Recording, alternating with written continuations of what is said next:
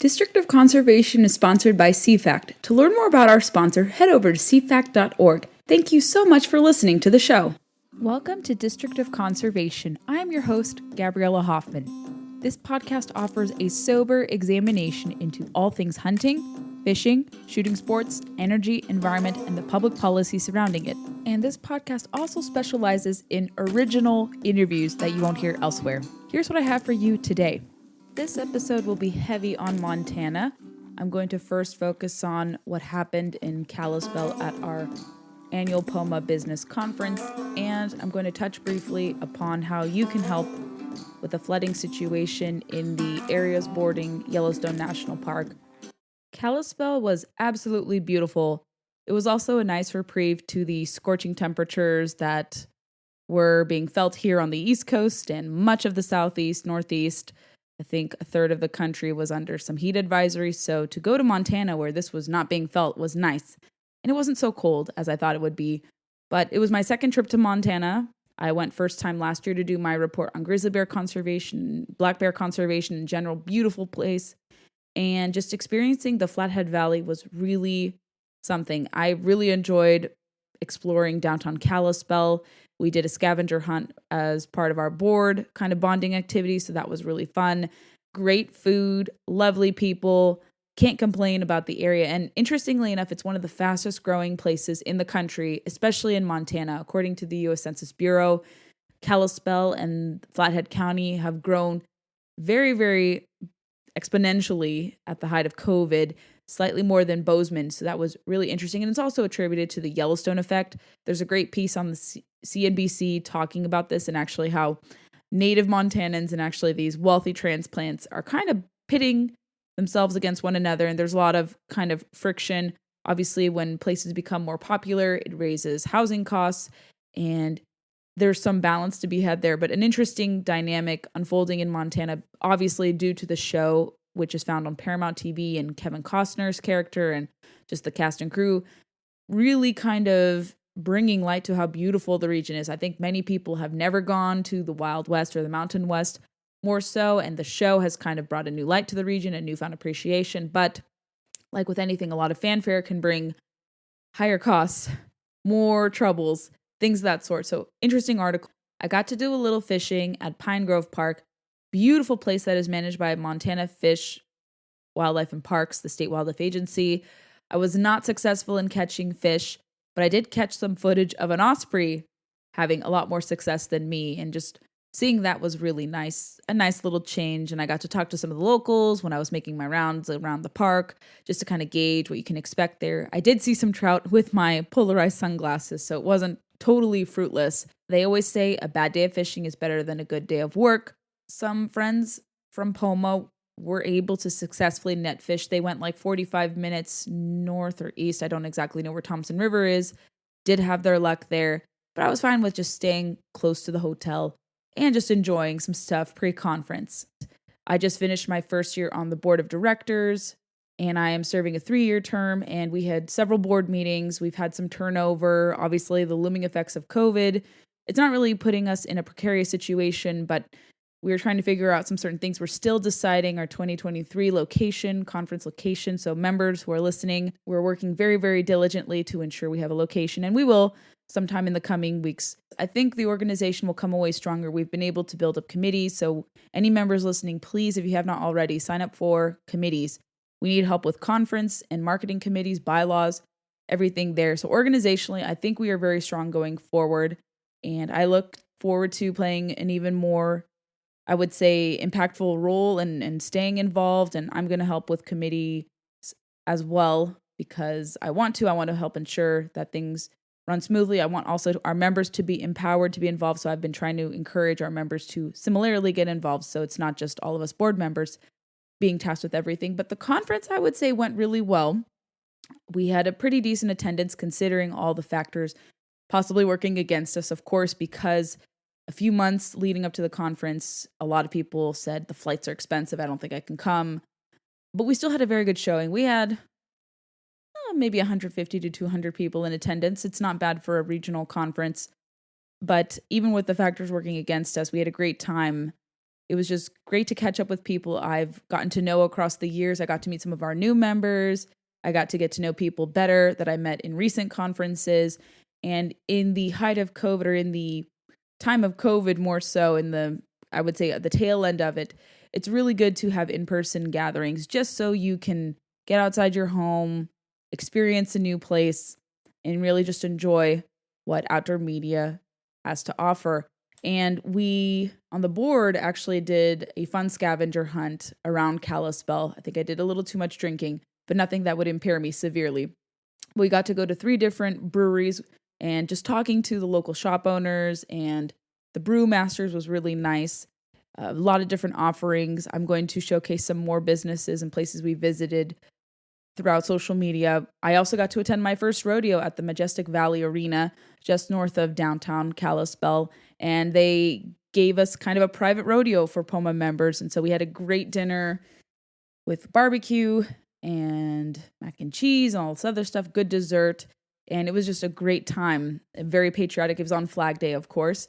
So no more appropriate event than Flag Day to have a private rodeo for your organization. So we were grateful to them for hosting us and treating us to such a nice event. We also had POMA camps, which is where you get to see some of our corporate sponsors' products. And it was against the backdrop of the Swan Range. Very, very beautiful. You got to see it more up close. And it was at this wedding venue. Really nice little red barn. Very, very pretty. We also, of course, did Range Day. This is a yearly thing that happens where different gun manufacturers will display products and we'll get to test different things. I didn't get a chance to do any handgun shooting. I did handgun shooting a few months ago in April in Ohio at a speaking event I did, but I got to kind of balance out what I was lacking previously and do a lot of AR-15 or long range shooting. And that was really fun. I do like these kind of long distance shooting. You're very safe and comfortable, and especially when scoped or suppressed or combination of them both, you actually have a really good shooting experience. And being there, especially at the height of calls for new gun control, especially against certain firearms like AR-15s, was interesting. Of course, you talk to people in the industry, they're not very happy with these plans to go ahead and do this.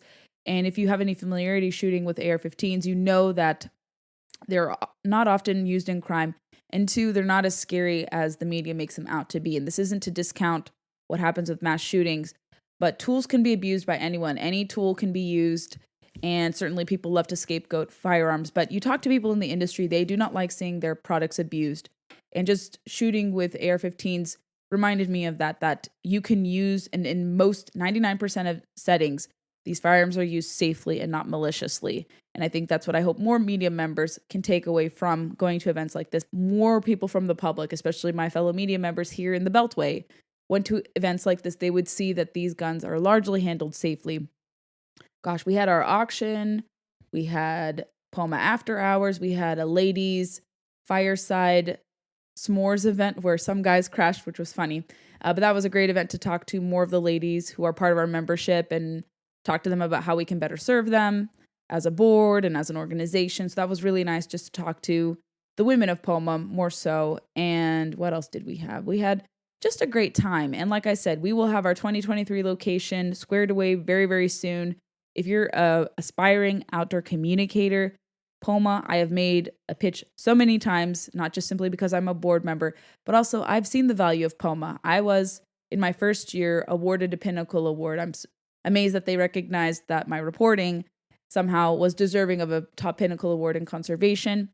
So they do recognize talent. You don't need to have prestigious credentials. If you have a compelling story to tell and you enter into the awards program, they'll more than likely reward you and honor you. And it was really good to see the winners of this year's Pinnacle Awards kind of spread across a little differently. New people who've never won before, some maybe returning winners, but a more spread out kind of diverse set of winners. So that was really, really lovely to see. I also moderated a podcast panel, and that's something I'm going to leave you guys with Randy Newberg, who is pretty well known in the outdoor industry, with Brandon Butler, who runs the Driftwood Outdoors podcast. We recorded an episode.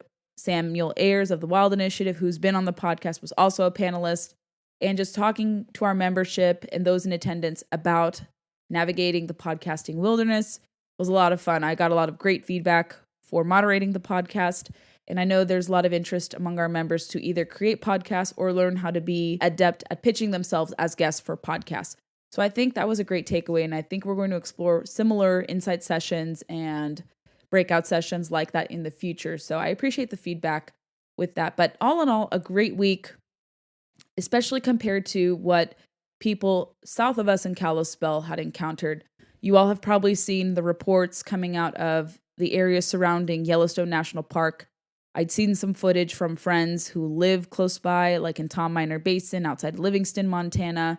I don't know anyone in Red Lodge, but I saw a friend of mine who works for Senator Steve Daines post some footage, behind the scenes footage of her boss, Governor Gianforte, and others surveying the damage.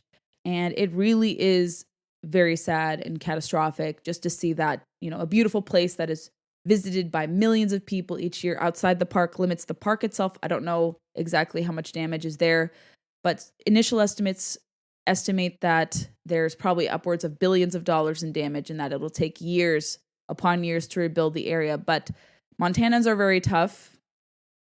No doubt they're going to rebuild very quickly, and they certainly need our help. So if you live outside Montana and you want to find ways to help support Montana's flood recovery efforts, I'm going to list to you a few organizations you can donate to. We want to obviously make listeners aware of that here. I think it's important.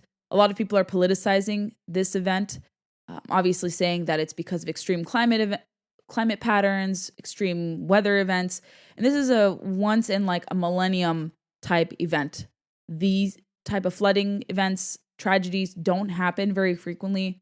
And if you talk to a lot of people, climatologists even, they'll tell you that certain natural disasters like this are not precipitated by climate, or climate is a secondary or even tertiary effect causing this. So there are a lot of people who love to politicize it. And when you politicize it like this, it takes away from recovery efforts. So I think it's important to focus on helping people on the ground rather than slapping some political talking point on it, and get these people the relief they need. So what are some places or organizations you can donate to? So I'm reading montananonprofit.org, and there are 4 organizations that stick out. You can do your assessment on this yourself, but here are 4 that I'm going to read for you. The Red Lodge Area Community Foundation's Carbon County Disaster Relief Fund, and there's also the Red Lodge Area Community Foundation Fund at large. Another option they list is the Southwest Montana Flood Relief Fund. There's also the Columbus Community Foundation Emergency Fund, Montana Disaster Relief Fund. They're also encouraging people to support Yellowstone National Park through the National Park Service. You can also donate to the Montana Red Cross. And there are some verified GoFundMe fundraisers. Sometimes they're opportunists, so you need to be careful. But they have a list of 24 or so, or close to 24 different verified GoFundMe fundraisers. I will include the link in show notes for you to check out if you want to support the people of Montana in wake of these really devastating floods. Least we could do an offer and plug here on the podcast today. And we'll return to more regular programming schedule starting tomorrow. We're going to discuss largely an update from Department of Interior where they are revoking a secretarial order from the last administration to not publish lawsuits and agreements and settlements, more so stemming from sue and settle lawsuits. Very alarming there. We're going to talk about an update on Happy the Elephant and whether or not the New York's highest court proceeded or rejected with a case relating to the elephant and whether or not it should have personhood rights. And over the coming weeks, I am going to be speaking with more POMA members. We're going to have author Sue Tidwell, who won a Pinnacle Award, to talk about her book at some point in the coming weeks. We're also going to sit down with Jen Callahan, business manager, newly appointed business manager of POMA. I'm also going to talk to Mariah from South Carolina Waterfowl Association. I got to meet her and really love what she is doing down in South Carolina. We'll talk about her organization. They're looking to get more involved in POMA. We will have more and more guests, hopefully more sit-downs with politicians, more sit-downs with other newsmakers, discussions of important public policy you are missing. I will also plug in some interviews I'm doing. Like I mentioned, I'm going to be appearing on Driftwood Outdoors, and sometime later this week, I am going to be appearing on the We Like Shooting podcast with host Sean, who I got to meet more and get to know more this past week at POMA. So lots of exciting content is coming. Be sure to stay tuned, subscribe, connect with us on the podcast, etc., and share the good word with your friends. Thanks for listening. Thanks for listening to District of Conservation. I hope you enjoyed today's episode. If you haven't already, make sure you find us on your preferred podcast player. We largely circulate on Apple, Spotify, and countless others, but those are our two big podcast platforms we want to push. Make sure you're subscribed there, especially on Apple. If you like the podcast a lot, go leave us some reviews. We'd be more than grateful to get some 5-star reviews from you guys. Moreover, we are on Facebook, Instagram, and Twitter, and a little bit on YouTube. We don't populate there, but connect with us on social media. Find me personally on social media with blue check marks. Super easy to find, and I would love to hear your feedback and know who you'd like to see on the podcast. Thanks for listening to District of Conservation. Stay tuned for the next episode.